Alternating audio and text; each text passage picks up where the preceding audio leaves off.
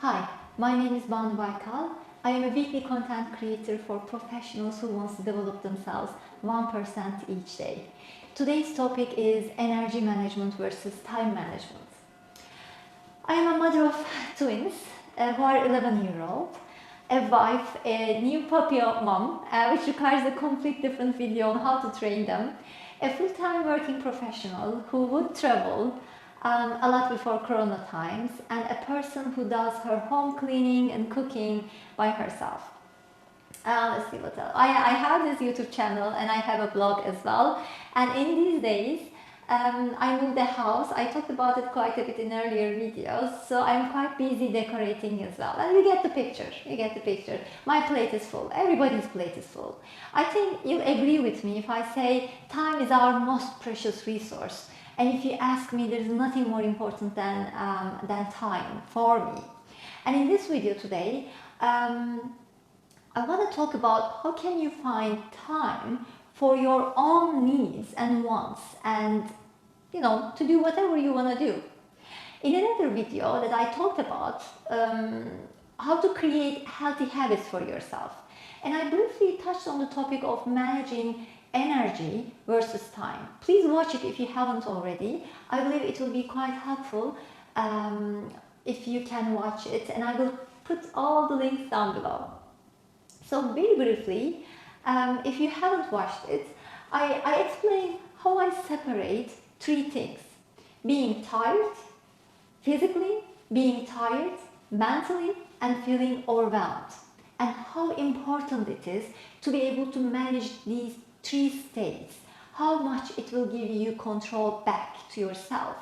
And I use myself as an example. As a person, I rest by doing something else, and that was a habit of mine for such a long time, but I use a different kind of work to rest. So if I'm, I wouldn't rest sitting in front of social media, in the mercy of social media.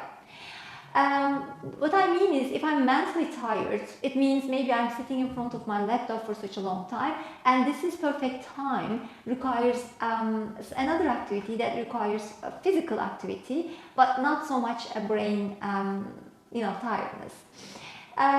So in previous video, I noticed I need to elaborate on that topic, hence this video. If you want to be more productive in your life, there is no better way that I know managing your energy rather than your time. And in this video today, we will talk about how can we do. We will talk about energy audit first. And it's basically an awareness of your fluctuating energy levels during the day. And maybe helpful to do again when there is something changes in your life, like, I don't know, you had a baby, it will change the whole dynamic, so you need to redo the whole energy level work from scratch again. For me, on top of all, seasons also really affects my energy levels because of the sun exposure. As we know, we are in Ireland, so you can always do energy audit, but it is really important so that you can focus to the tasks that really matters when you can do them.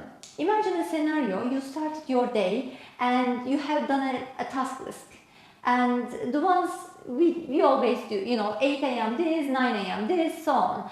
And maybe in the first 5 items in your list are all requiring a huge mental focus. So you complete the first one, now you're mentally drained, so there's no way you would be able to do the second one immediately. What do? You say, I have a timetable, I will do this, I will push, if you are especially starting new, you would push yourself a bit and then start switching between tasks. Next thing you know, 100 tabs open in your Internet Explorer, and there's a music coming from one of them and you don't know which one.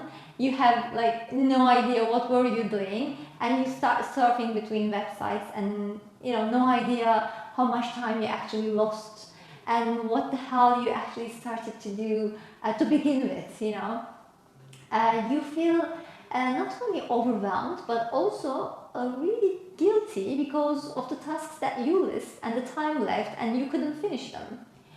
So let's talk about how can you do energy audit so you wouldn't fall into this trap. Aim is to understand which activities give you energy and which activities drain your energy. How is your energy swinging swinging during the day? So my suggestion is try to have almost a graph for yourself, and to do that, pick one normal regular day, observe yourself, and write all the things you are doing, regardless how small the activity is. Like, write all of it. Then sit down and look all the activities, circle the ones that are wasting your time, then put the plus or minus next to each activity based on if it is giving you energy or draining energy from you. When you do this work, you notice a few things. How is your energy level fluctuates with food? How it fluctuates during the day? If you're starting your day on a very high energy or a very low energy level. If you're not starting your day with a high energy, why? Why not? Did you sleep well? All the activities that are almost invisible to you will become quite visible. So you will see you weren't checking your phone just for a minute. Actually, it's been 25 minutes, and that's the black hole for your time. If you want to do another video, if you want me to do another video just on that one, on how to do this graph, please comment down below. For now, I will assume you have something in hand. It doesn't have to be really professional. Have something in hand. Look at it. Don't criticize. Don't judge. Just this is what it is, and that this is not there to make you feel bad. You're doing it because you want to get better. And in my opinion, this is the journey deserves a huge respect. So you don't need to show it to anybody. It's okay. You just look at it and don't try to change anything. Just not. And let's go over the 3 big mistakes you might be doing. The first one is we often forget that we have a choice. I talked about this a lot of times, and a simple awareness of noticing everything you do. You choose to do them. Even when you do something in autopilot, you're still choosing to do that way. If you can tell yourself that I have a choice every morning, I have a choice, your brain can get you out of the victim mode and put you in control, which will create miracles for you. Even this in itself will motivate you to overcome your setbacks a lot better. And managing dips is another one. How can you manage your dips? Meaning when you have low energy. Don't hate them. You're not a machine. Your body is telling you something. And it is telling you to take care of yourself, so listen to it.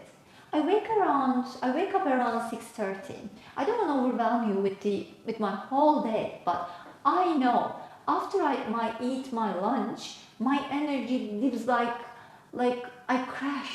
Honestly, I crash. All I want to do is just sit down, watch television, and sleep. But those are the times I put activities accordingly, so I manage my day better. And in general,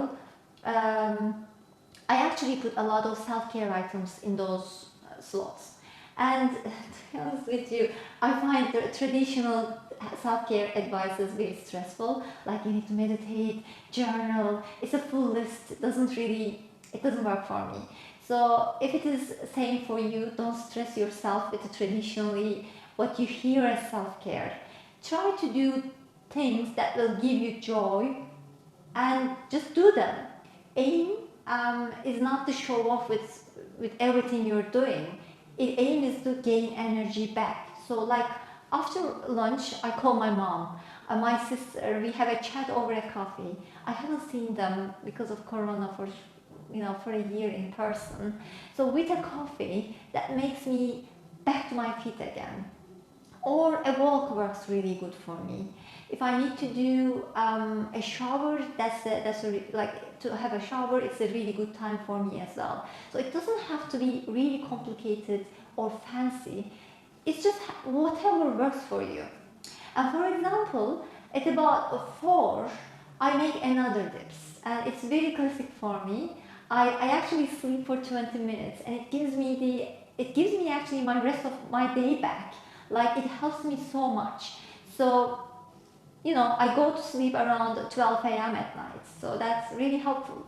So the question is, do you know the self-care activities you can take in those low points in your graph? And can you change your activities during the day so you manage your energy levels better and get more things done? It doesn't have to be something fancy. It's just, something for you. Last point is doing the right things by prioritizing. I have a totally two different videos on this topic alone. Links are down below. Please watch them. It's not just about doing everything all the time like a machine. It's doing the right things, and that's a lot more important.